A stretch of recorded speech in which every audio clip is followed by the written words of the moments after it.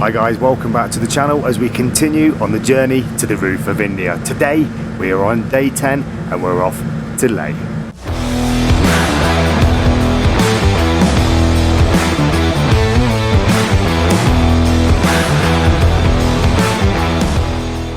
So on day 10, this is the ride to Leh. We're going up to an altitude of 13,430 feet. So all the bikes have been prepped and ready for today's ride. The guys were working through the night to get that fuel issue sorted. I think in the end there was 8 bikes that had to have their fuel filters stripped down, cleaned out, and hopefully they're ready to go.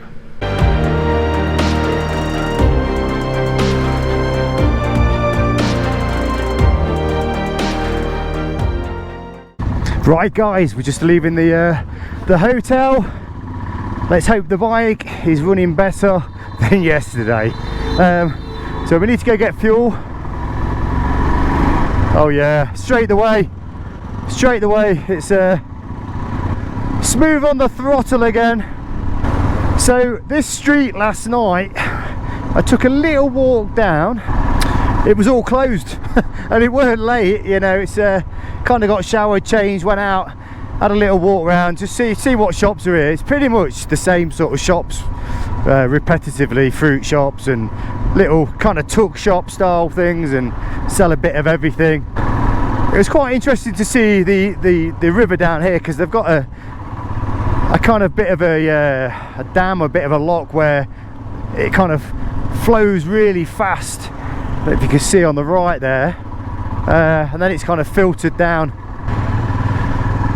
There's the bridge, and then you look at it to the left there, it's absolutely like the white water rapids. Look at that. So there's kind of no nightlife here as such, you know. It's not as we know in the UK. It's a dry state, this is, so it's, you know, you can't go for a beer, but yeah, you know, it's kind of like a sleepy town, I guess. So today we ride to Leh. That's in Ladakh, so we're starting to gain some altitude now. I think we're doing a 210k ride. So tomorrow is when we get to ride one of the highest motorable roads in the world. But this place, Leh, we're going to, seems quite interesting. Really big city. It's got the highest bridge in the world. It's got camels up here apparently, and it's got like rare 2 humpback camels, which I find absolutely bizarre, but maybe we'll get to see them today. Also, we've been told to be extra vigilant on these roads today, because you get a lot of Indian bikers. So this route from here to Leh is a popular one with Indian bikers, and tomorrow we're also going to be on different bikes, so make sure you watch tomorrow's episode. So basically what's going to happen today is the support team's gone ahead to go get these permits, because tomorrow the office is closed. Again, you need permits to go into these areas. The inner line again, another permit, a different permit, for us to do this road. And we can't do the road on these bikes, believe it or not. They won't allow it, and there's no way around it. So we have to rent other bikes. You can watch the next episode and find out for yourself, and then we go up some serious height then. One of the highest motorable roads in the world. Come on, I need to get past this car.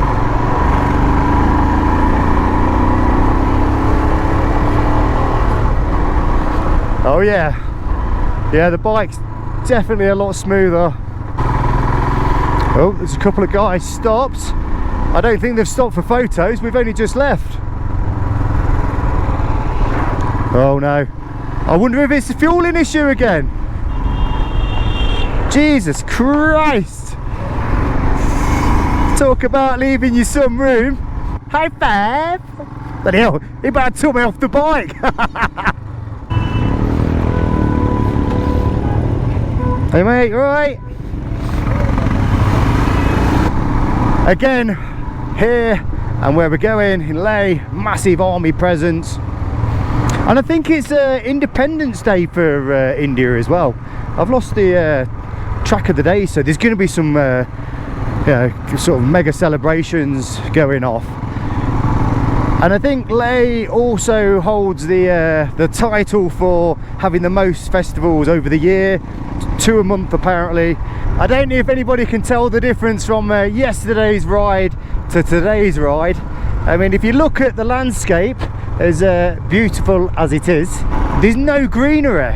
Like over the last few days, well, apart from the trees down here, but over the last few days, this was all very, very lush, very green, and now it's kind of gone to this barren brown. You know, every road's different, every place is different, every state's different. So religion wise, it seems to be in Leh a bit of a 50-50, half Muslim, half sort of Buddhism.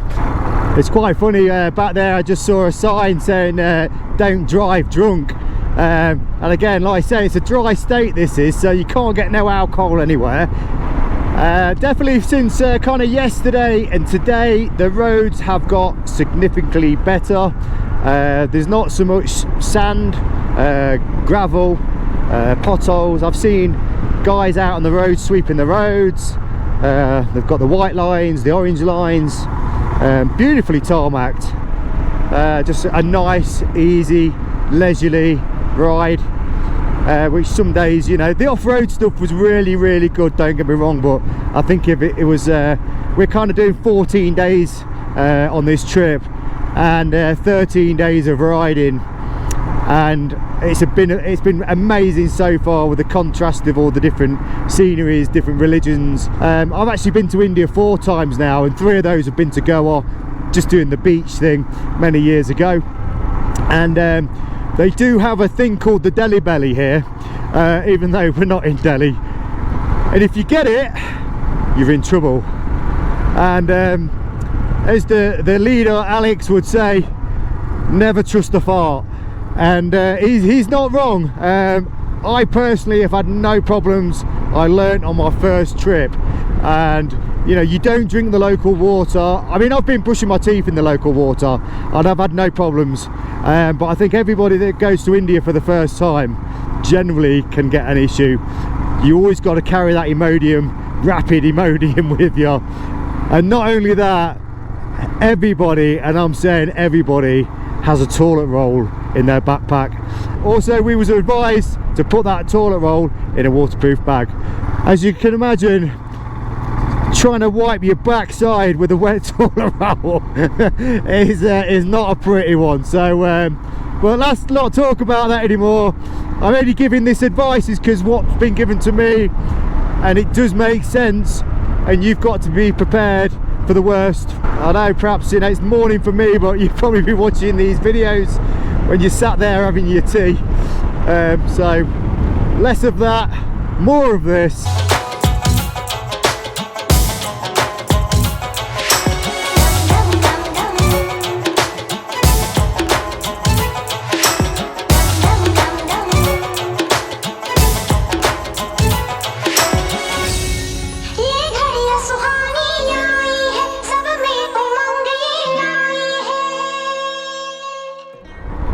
So here's the other guys, look. We're just gonna pull into the petrol station, and oh, here they all are. Honestly, I didn't realise. I think they might have just been waiting for me. Yeah, I didn't know where I was in the pack, and that was the thing. Everybody just sets off, and some of us stop to take pictures, and so you never know where you are. This has been quite a leisurely ride for me so far, so it's been great. So we're going to get some fuel in this little beast and carry on this journey.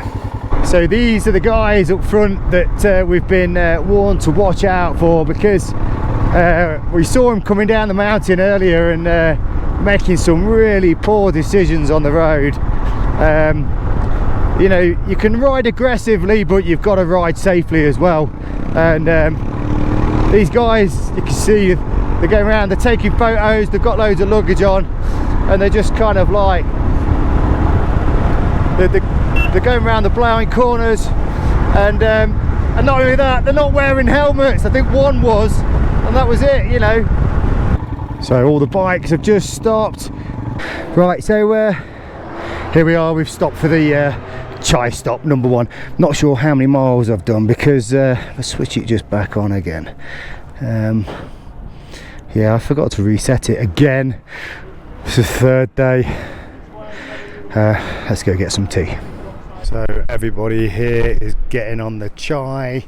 I'll be honest, it's a little bit too warm for me. I'm more of a soft drink sort of person, but one thing I've just noticed on the bike, the tread's getting a little bit lower than everybody else's on these front tyres, if I can compare it to the bike next to me.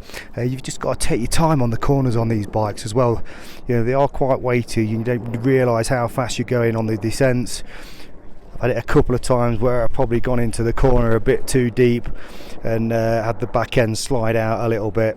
As always, fantastic views in the background. Like I said, totally different landscape this time. Very dry, very barren, but the roads are really good. There's always a resident dog knocking around, especially when there's a little bit of food.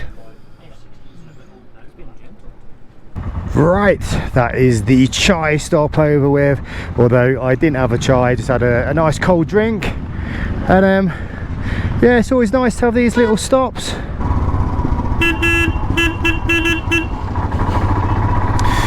Try not to run the dog over that we've just been giving some biscuits to. I mean, look at that for a view. Absolutely spectacular, as always. And you kind of don't realise the vastness of the place until you start riding. And we're kind of scratching the surface of this mountain range. So I think we've still got about 160 something K to go. It's a steady ride today. I don't think anybody's in a particular rush. So here's some more bikers on my left as we come around the corner. All getting their photo shoots in.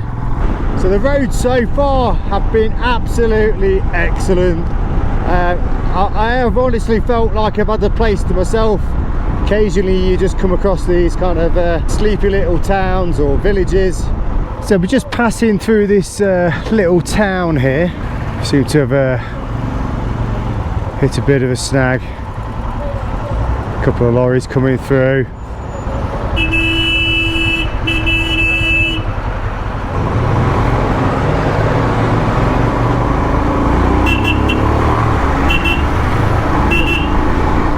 Right, we're through. Busy little place. And a very colourful bridge.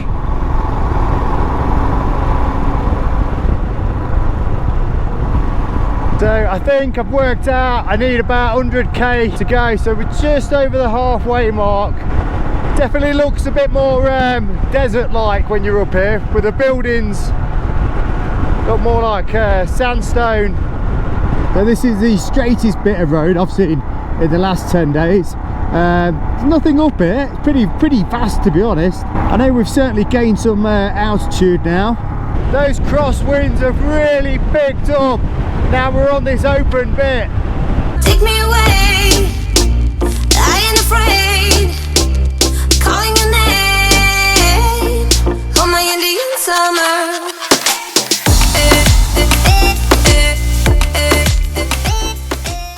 So this whole area here, we're about 44 speed bumps. We're about 44 kilometers from Leh, and this is just one big army base from left to right. So I've just seen the welcome sign for Ladakh, so we've not got far to go now. I think it's about 15 kilometers before we get to Leh. As you can see from the sign, welcome to Leh. We are here, and you know we're here because the traffic is chaotic once again. City traffic, there seems to be lots going off. A lot of police around. But I think the Independence Day is here is tomorrow. When you look into the distance, like you're in a desert of some description. There's the random cow walking down the street. Okay, are we at the digs? And here we are. This looks like our place. That looks nice. Oh yeah. So the ride to Leh, absolutely fantastic today. We've checked in this hotel here, and I've got to say the rooms are superb. Nice to get a laundry service, because there's only so many times you can wear them socks and pants. So tomorrow we do one of the highest roads in the world. I think it's over 17,000 feet. We changed the bikes as well, but I will show you the bikes. Some have started to turn up this evening. This is kind of like the Royal Enfield Bullet or the classic 350. They do a 350 and a 500cc. I'm not sure if these bikes are part of our group, the Meteor 350. We'll find out a little bit later when we get debriefed. So tomorrow is going to be a short ride. It's about an hour and a half to get up to the top and obviously send back down again. So we've already got the permits to go, so we're going to try and set off a little bit earlier if we can. So I'm going to sign out, guys, and I'll see you in the morning. What was you saying?